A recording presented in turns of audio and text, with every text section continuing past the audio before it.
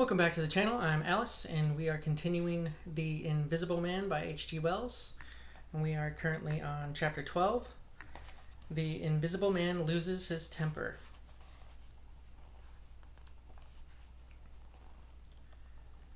It is unavoidable that at this point the narrative should break off again, for a certain very painful reason that will presently be apparent.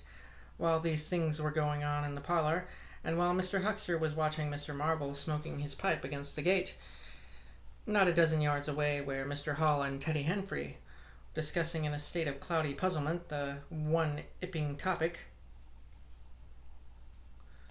suddenly there came a violent thud against the door of the parlor, a sharp cry, and then silence. "Hello," said Teddy Henfrey. "Hello," from the tap. Mr. Hall took things in slowly but surely. "That ain't right," he said, and came round from behind the bar towards the parlor door. He and Teddy approached the door together with intent faces. Their eyes considered. "Summat wrong?" said Hall, and Henfrey nodded agreement. Whiffs of an unpleasant chemical odor met them, and there was a muffled sound of conversation, very rapid and subdued. "You all right there?" asked Hall, rapping. The muttered conversation ceased abruptly. For a moment's silence. Then the conversation was resumed in hissing whispers. Then a sharp cry of, "No!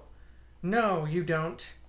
There came a sudden motion in the oversetting of the chair, a brief struggle, and silence again. "What the deuce?" exclaimed Henfrey, sotto voce.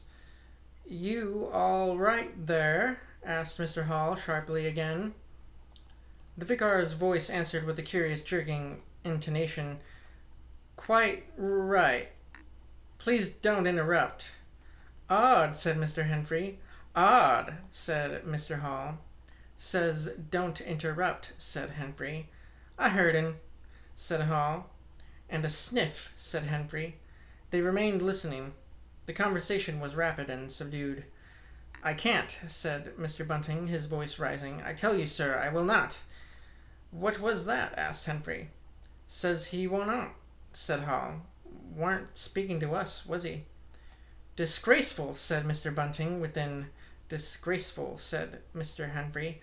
"I heard it, distinct." "Who's that speaking now?" asked Henfrey.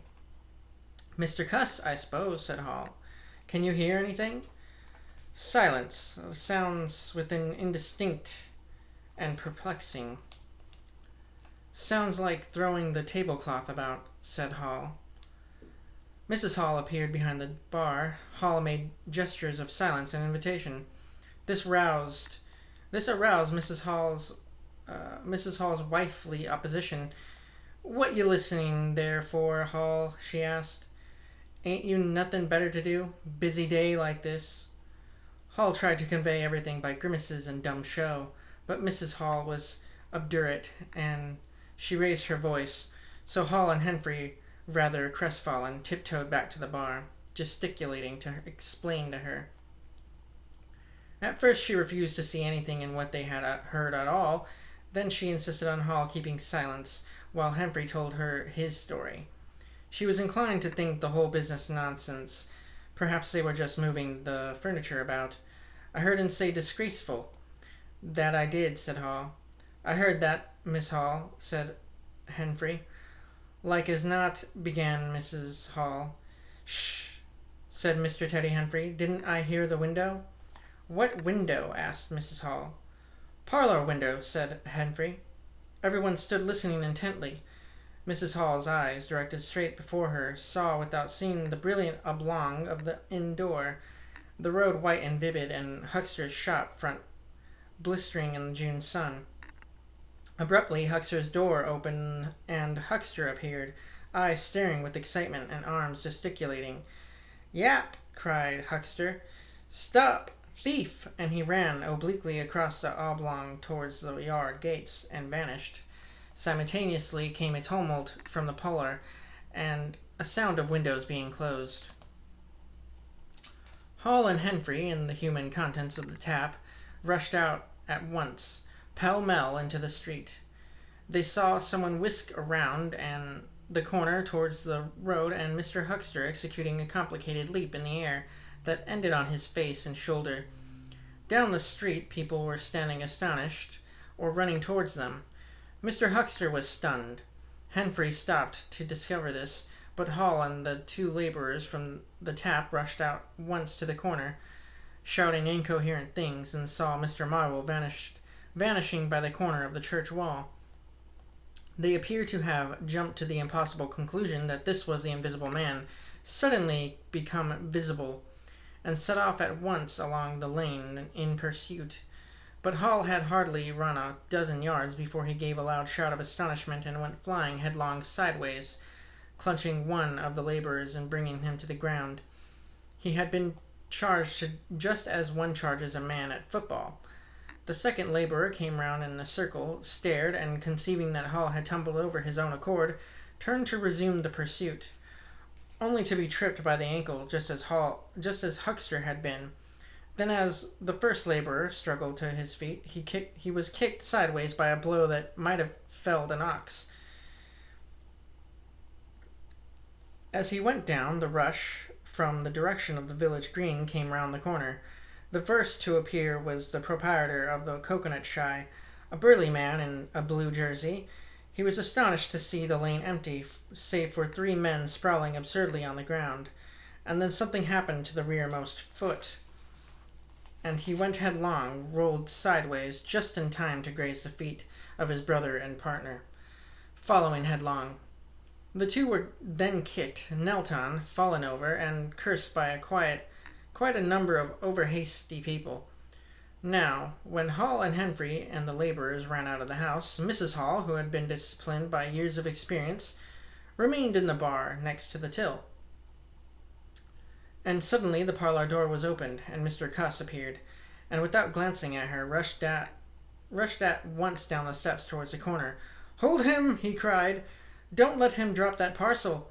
He knew nothing of the existence of Marvel, for the Invisible Man had handed over the books and bundle in the yard. The face of Mr. Cuss was angry and resolute, but his costume was defective, a sort of limp white kilt that could only have passed muster in grease. "Hold him!" he bawled. "He's got my trousers, and every stitch of the vicar's clothes.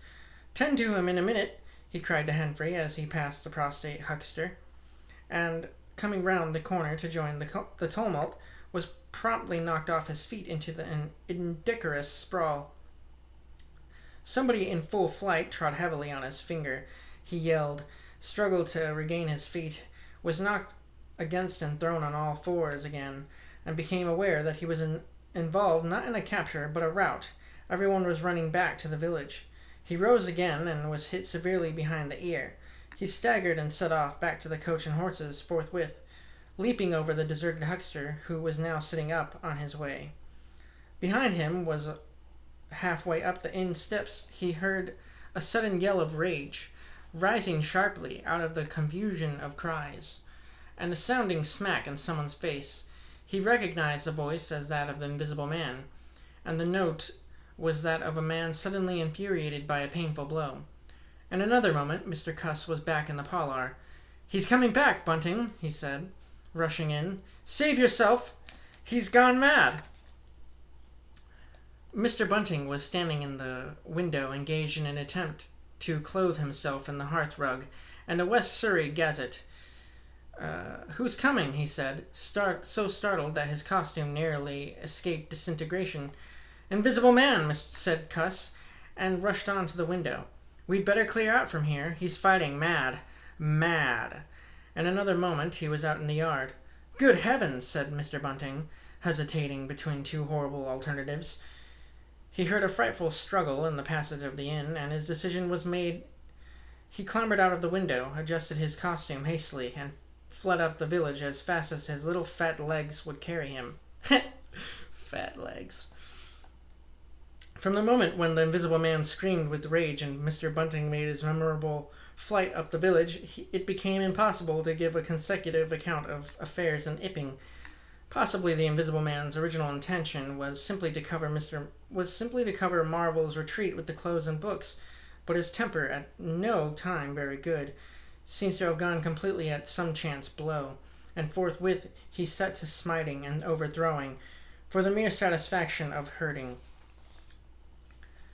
You must figure the street full of running figures, of doors slamming, and fights for hidden places. You must figure the tumult suddenly striking on the unstable equilibrium of old Fletcher's planks and two chairs, with a cataclysmic result. You must figure an appalled couple caught dismally in a swing, and then the whole tumultuous rush has passed, and the Epping Street, with its gauds and flags, is deserted save for the still raging unseen, and littered with coconuts, overthrown canvas screens, and the scattered stock and trade of a sweet stuff stall. Everywhere there is a sound of closing shutters and shoving bolts, and the only visible humanity is an occasionally flighting eye under a raised eyebrow in the corner of the window pane. The invisible man amused himself for a little while by breaking all the windows in the coach and horses, and then he thrust a street lamp through the parlour window of Mrs. Gribble. He, it must have been, who cut the telegraph wire to Aberdeen, just beyond Higgins' cottage on the Aberdeen road, and after that, as his peculiar qualities allowed, he passed out of human perceptions altogether, and he was neither heard, seen, nor felt in Epping any more. He vanished absolutely, but it was the best part of 2 hours before any human being ventured out again into the desolation of Epping Street. And that ends chapter 12. Thank you guys for tuning in and watching, and I hope you guys have a great day.